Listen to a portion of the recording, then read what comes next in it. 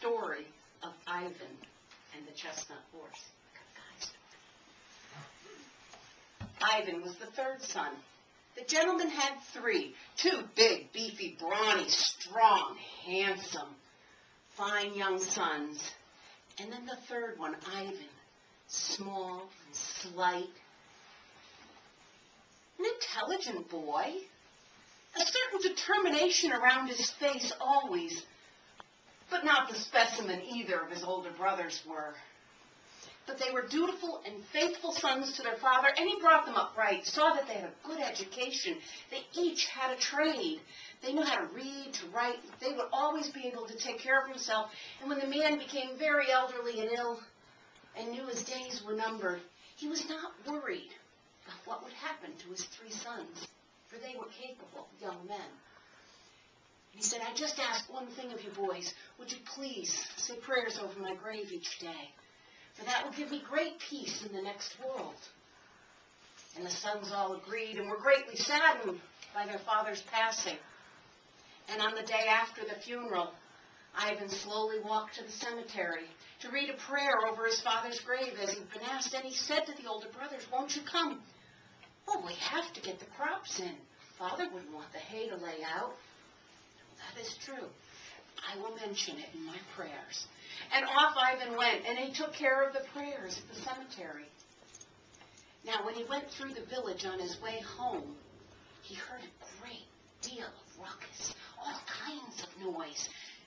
Everybody was gathered, and one of the king's men was there in the village. He had a proclamation paper that rolled out, and he read from it in a great booming voice, announcing that the beautiful Princess Helena was to be offered in marriage to the prince who could find a horse that he could gallop across the field.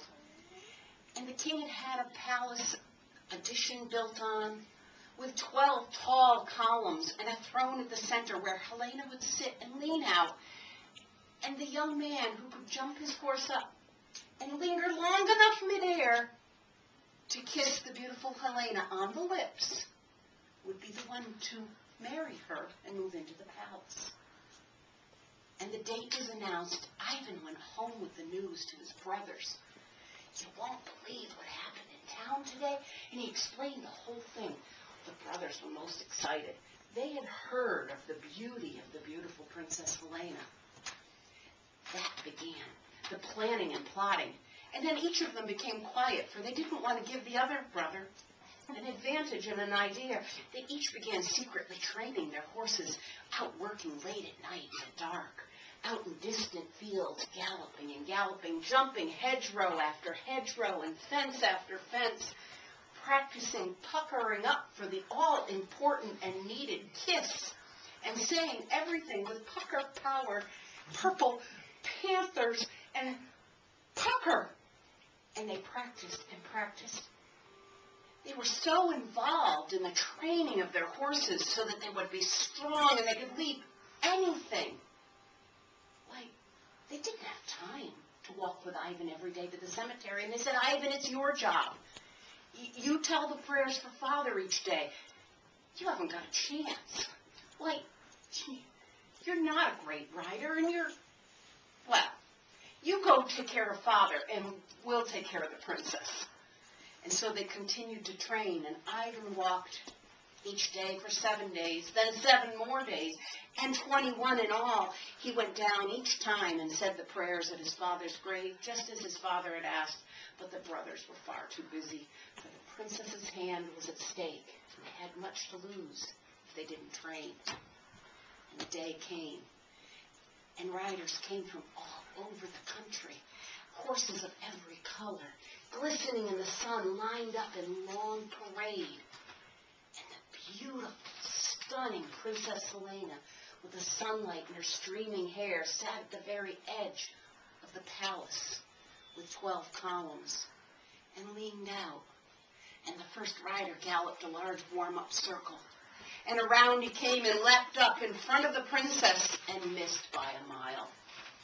And so the day went, rider after rider, leaping through the air, puckered up and missing, for that jump was so high. And at the end of the day, they were trying again. The horses rested, and they were circling. Ivan had walked all the way to the cemetery and stood saying prayers sadly over his father's grave, for he knew somewhere out there his brothers were trying to win the hand of the beautiful Helena.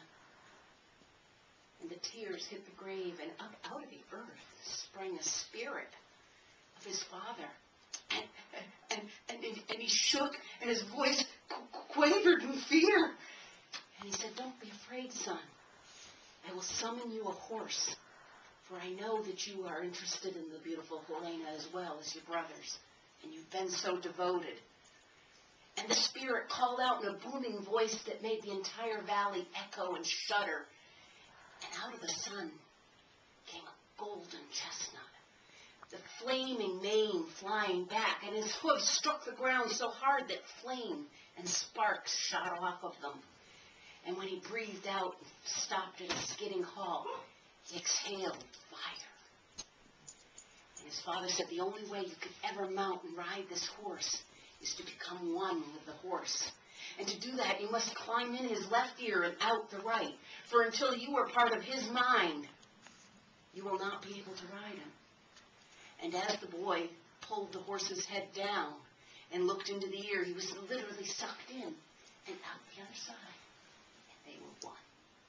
And climbing on board the fiery steed, he galloped off for the palace and got there just as the sun was a red ball on the edge of the horizon.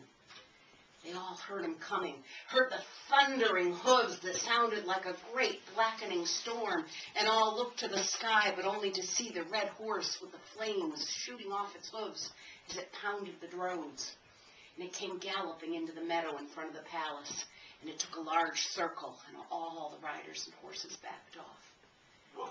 And Ivan galloped the circle, and he looked up at the beautiful princess, and he gauged his circle, and they jumped in a fine arc, and he puckered with all the power he could, and he missed.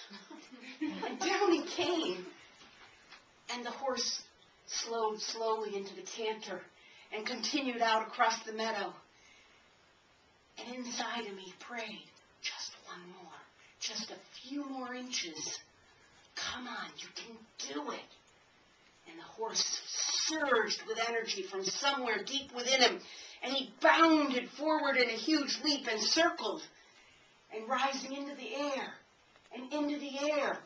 The horse was leaping higher than any horse that day, and somehow hovered for that needed moment as Ivan's lips caught those of the Princess Helena for just the sweetest kiss. And the horse sighed himself to the ground and galloped off all the way back to the cemetery.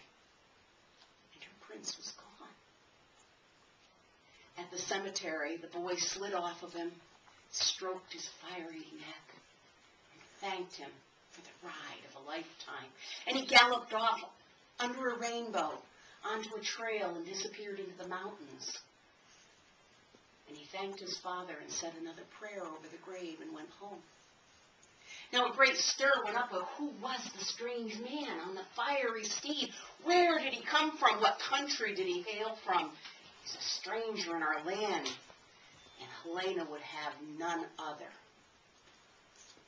She finally called all riders to come to the palace, and she mingled and walked amongst them, looking them over very carefully. It wasn't you. And there, the meek young man sitting in the corner, almost blocked by the massive bulk of his older brothers, who bore quite a resemblance, double in size, to Ivan. Well, there he was. And when she looked behind, she went over and reached her hand out, for she did indeed recognize him, and led Ivan away into the palace, where they, of course, lived happily ever after.